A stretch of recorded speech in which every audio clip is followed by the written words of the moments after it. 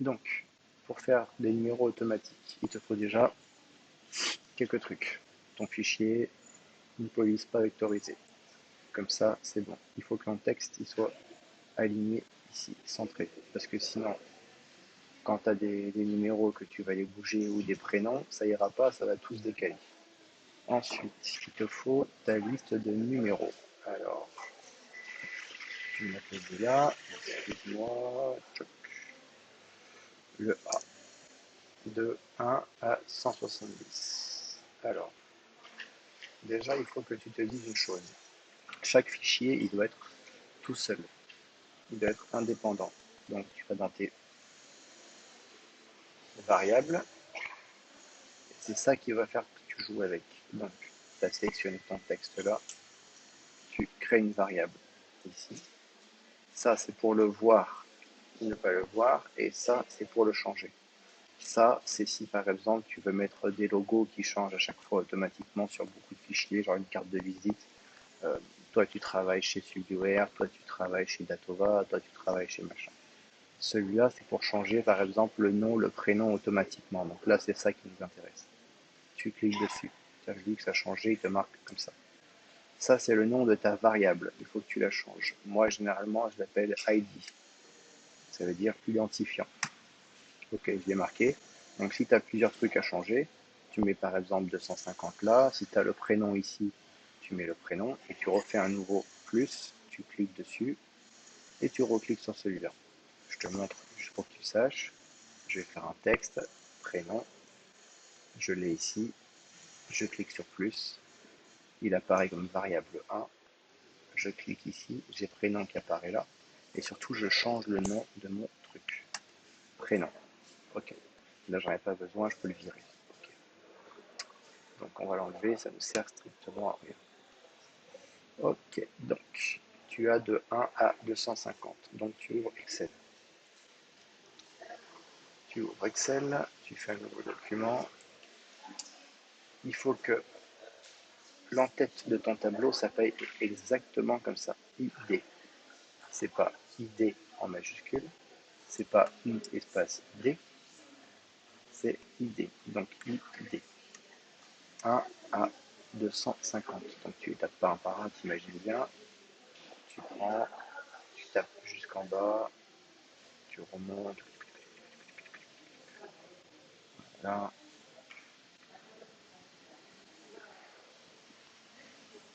on va s'arrêter un tout petit peu par là. 250. Ce qu'il faut que tu comprennes, si tu avais aussi le prénom. Le mieux, c'est que tu alignes comme ça, mais ça, c'est juste joli pour toi. Ok. Si tu avais le prénom, tu le mets ici. Mathieu, Damien, Hamid, etc. Si tu as deux Damien, il va t'enregistrer qu'une seule fois le truc si tu mettais le prénom à la place de l'ID. La première colonne, c'est elle qui va te donner ton numéro de fichier. Donc forcément, si tu as deux Damien, bah, il va enregistrer par-dessus celui-là. Je ne sais pas si tu as compris, mais voilà. Ok, une fois que tu l'as, tu copies de là jusqu'à là. Comme c'est. Tu vas sur internet, tu vas sur subiware.fr/xml.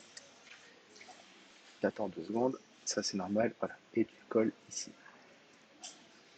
Il te donne un fichier à copier, comme c'est. Tu ouvres un éditeur de texte ou Coda. Moi j'ai Coda, c'est assez pratique, tu peux le télécharger sur le serveur. Nouveau fichier, pomme V, pomme Shift S, t'enregistres sur le bureau où tu veux. Le titre, on s'en fout, mais .xml, ça change pas. Ok, tu l'as, tu retournes dans ton Illustrator. Il faut que ça, une fois que tu l'as fait, la première fois, je te l'ai pas dit, tu prends une photo. En fait, ça le verrouille. Voilà. Et tu vois, ça a changé. Maintenant, tu as le truc ensemble de données numéro 1. Ok. Maintenant, tu vas ici. Tu vas charger une bibliothèque de variables. La bibliothèque de variables, c'est le fichier .xml qu'on a fait à l'instant. Donc, tu vas là. Il s'appelle untitled.xml. .xml et normalement, si tout va bien, il va te dire le document actif comporte déjà des variables. Voulez-vous remplacer ces variables sur cet ensemble de données? Oui. Là, tu as l'impression que rien n'a changé, mais en fait, quand tu viens ici, regarde, voilà, le 1, le 2, voilà, et tu continues au fur et à mesure. Là, tu as la première étape qui est faite, qui est de préparer les fichiers. Ensuite, il faut les enregistrer automatiquement. Donc, tu vas dans Fenêtre, tu vas dans, je crois que c'est Action ou Script d'action. Ouais, Script d'action. Ok, alors moi j'en ai déjà, donc on va en créer un tous les deux. Mais en fait, il faut lui dire d'enregistrer en PDF. Alors, enregistrer, on va l'appeler enregistrer en PDF. Ok. Donc là, tu vois que le truc est en train de commencer à enregistrer. C'est en train, pardon, c'est en train de commencer à enregistrer ce que tu es en train de cliquer, ce que tu fais. Donc, tu fais pomme shift S. Tu l'enregistres de préférence au même endroit.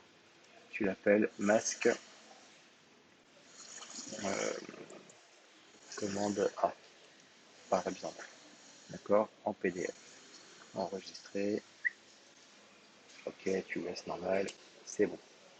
Et tu arrêtes l'enregistrement. Simplement. C'est bon. Maintenant, tu retournes dans tes variables. Et tu vas lui faire un traitement par lot. C'est-à-dire, pardon, pas variable, excuse-moi, désolé. Tu vas dans les scripts d'action. Et tu lui dis traitement par lot. Ok?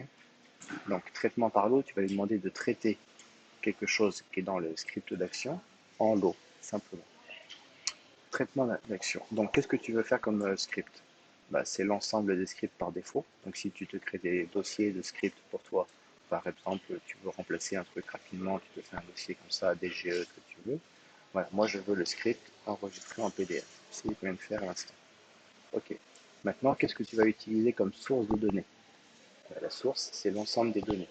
L'ensemble des données, c'est ce qu'on avait là en variable, l'ensemble des données. OK. Maintenant, il faut que tu lui dises où tu vas enregistrer. Parce qu'il enregistre sous oui, mais où? À quel endroit? Donc là, je vais enregistrer sur le disque dur, chose qui n'est pas forcément très intelligente, mais au moins ça sera fait. Sélectionner. Le deuxième, pareil, l'instruction du script au même endroit. OK.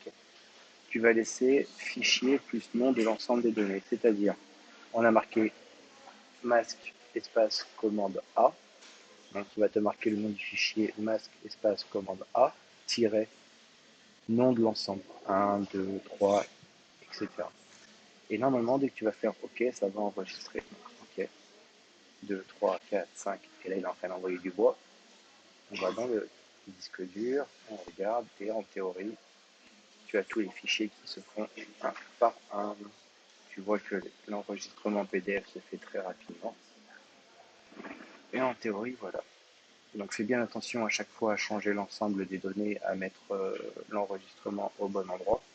Parce que si tu ne le mets pas, bah forcément ça ne marche pas et tu vas surtout écraser ton truc.